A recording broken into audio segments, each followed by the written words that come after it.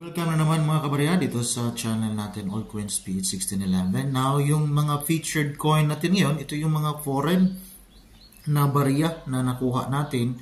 So, try natin tingnan yung mga update at saka features sa mga barya na hawak po natin. At least may konti tayong libangan dito sa channel natin concerning different types or kinds of coin mga kabarya. So, dati yung mga barya natin dito sa Pilipinas, yung tinitingnan natin, ngayon naman, yung mga barya naman sa iba't ibang bansa.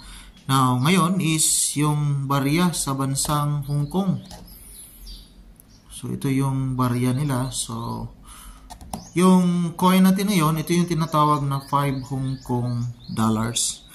So, Hong Kong, alam naman natin, under siya sa China mga kabarya. So 1993 yung hawak nating barya sa ngayon. So yung 5 Hong Kong dollars nasa 37 pesos dito sa atin sa ngayon. So malaki itong baryang ito, may dalawa tayo na iwan.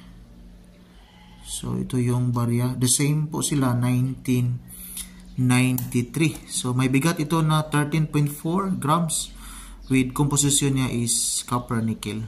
May thickness naman niya is 3 millimeter, while diameter naman niya is 27 millimeter mga kabarya. Now, tayo natin tingnan dito, may nakita tayo dito kay eBay. So si eBay kasi may nakita tayo dito 1993 Hong Kong. So, ito yun. 228.88 centavo. Mas malaki pa nga yung shipping. So, ito yung selling, no? May seller dito kay eBay. So, ibig sabihin, at least may nagbibinta na rin dito kay eBay concerning sa hawak nating barya na 5 Hong Kong dollar. Again, yung equivalent nito sa atin sa ngayon, yung 5 Hong Kong dollars ay nasa almost 37 peso mga kabarya. So, at least may idea tayo kung magkano yung palitan sa baryang ito. Now, dito muna tayo sa kanyang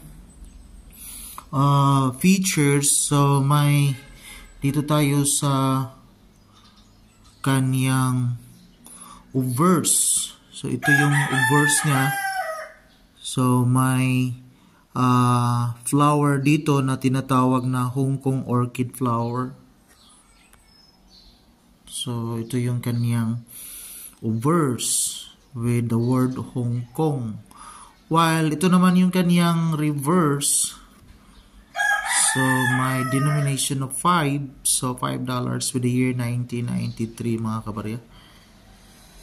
So, at least yan po yung barya natin sa ngayon. At least may update tayo. So, walang mataas na value yung hawak nating barya. Pero, yung ibang seller, may mataas sila na selling value. Depende kasi yun pag may naghahanap ng ganitong klaseng barya at type nila yung barya at yun, magkasundo sila sa selling value. Yan lang po. Maraming salamat and God bless.